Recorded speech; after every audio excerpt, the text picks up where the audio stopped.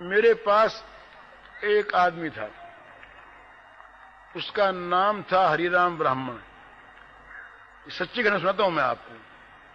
और वो वहां पर बंबई में रुई के पाटिये पर दलाली करता था। ये बात है कोई 32 वर्ष की बात होगी। वो रहता था मेरे पास। तो मैंने उससे कह रखा था मित्रता के नाते एक दूसरे मित्र के लिए कि भाई इस समय वो मित्र नुकसान में है, तो उसका काम तुम मत करवाना। पर लालच से उसने उनका वो सौदा करवा दिया और उसमें बहुत अधिक घाटा हो गया।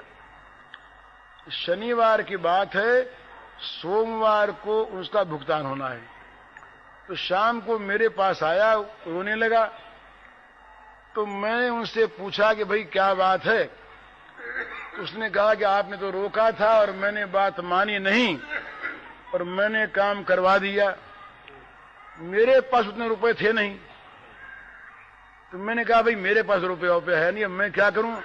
तो बोले तो उसने कहा मैं क्या करूं। मैंने कहा रो तू क्या करे, अब तूने क्यों काम करवाया। तो उसने कहा कहां रो। मैंने कहा रो भगवान के सामने। ऐसे ही कोई सिद्धांत रूप से नहीं कहा। तो न मालूम क्या वो जा करके हमारी गद्दी में, ये सच्ची घटना सुना रहा हूं, एक कोठरी है उसमें जाके बैठ गया। उसने किमाल बंद कर दी। उसने क्या किया, कैसे रोया। वो कोई भक्त नहीं था, उसमें अच्छे आचरण नहीं थे, वो झूठा भी था। उसने क्या किया मालूम नहीं। मैं बाहर बैठा, इतने में मेरे पास एक सज्जन का टेलीफोन आता है। वो भी हैं। उनका फोन आता है कि भाई जी घूमने को जाएंगे क्या। मैंने कहा हाँ चलेंगे। तो बोले मैं कार लेके आता हूं, आप रहिएगा। वो कार लेकर के आए, मैं उनके साथ घूमने गया। बेलाड पियर था उस समय, ये मेरिन ड्राइव नहीं बना था। तो उधर हम लोग गए, घूम घाम करके रात को 8 बजे लौटे। जब वो मोटर से मैं उतरने लगा तो वो मुझसे पूछते हैं कि वो हरिराम कहाँ है आजकल। अब वो क्यों उनको याद आया। मैंने बात नहीं चलाई और मेरे मन में वो याद भी नहीं था, मैं भूल गया था और बातों में। तो मैंने कहा वो रो रहा है बैठा ऐसे ही। तो उन्होंने कहा क्यों रो रहा है। तो मैंने कहा भाई ऐसी बात हो गई। अब वो बड़े पैसे के लिए मरने वाले आदमी थे धनी। उन्होंने कहा मुझसे कि भाई जी सवेरे आदमी भेज दीजिएगा, चेक मंगवा लीजिएगा। मैंने कहा चेक क्यों, किस बात का देते हैं आप। उन्होंने कहा मेरे मन में आ गई। मैंने कहा इसके बदले में कुछ नहीं मिलेगा आपको, और रुपया आवे ना आवे, रुपया आने की उम्मीद बहुत कम। तो उन्होंने कहा कि रुपया आने की उम्मीद हो ना हो, चेक मंगवा लें। वो तो इतना कह करके गए। वो रकम मामूली नहीं थी, बहुत बड़ी रकम थी। दूसरे रात को हम लोगों ने, बेचारे कुछ 1-2 मित्र और थे, उनसे पूछा कि भाई क्या करें। रुपया उनसे मंगा लेना, उनके प्रेम का दुरुपयोग करना है, ऐसी भी भावना मन में आई। तो बात हुई तो एक सज्जन ने, हमारे मित्र थे, उन्होंने ये कहा कि भाई जी द्रौपदी का चीर भगवान ने बढ़ाया था,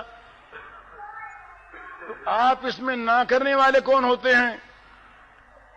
ये बात हुई। जिन सज्जन को घाटा लगा था उन सज्जन ने क्या किया, उनसे जब ये मालूम हुई, उन्होंने हैंड नोट लिखा और मकानों के पट्टे साथ दे करके भेजे ईमानदारी से। मैं जिन घाटा लगा था, दलाल ने नहीं, लक्ष्मी नारायण साहब है कि वो निमाम झुंझुनू का था एक, हमने उसको भेजा। वो जा करके पट्टा उसने दिया उनको और हैंड नोट दिया। उन्होंने हैंड नोट को फाड़ दिया और पट्टे को लौटा करके उन्होंने एक चेक लिखा और चेक में रुपया नहीं भरा,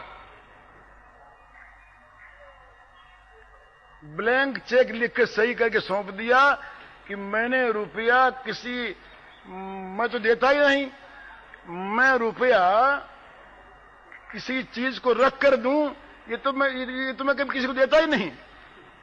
ये तो मेरे मन में आ गया, क्यों आ गया मैं नहीं जानता, मैं दे रहा हूं।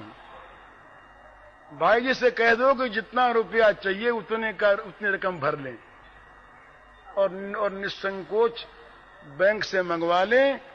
ये मैं पट्टा नहीं चाहता। पट्टा लौट ही आया, हैंड नोट फट गया, रुपया मंगा लिया गया, पेमेंट हो गया और 2 महीने बाद उसने कमा लिए रुपए उनको वापस हो गया ब्याज समेत। अब ये कोई पूछे तो उनको किसने भेजा मेरे पास?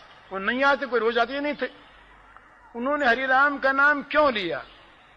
क्या जरूरत थी? मैंने पढ़ा है, एक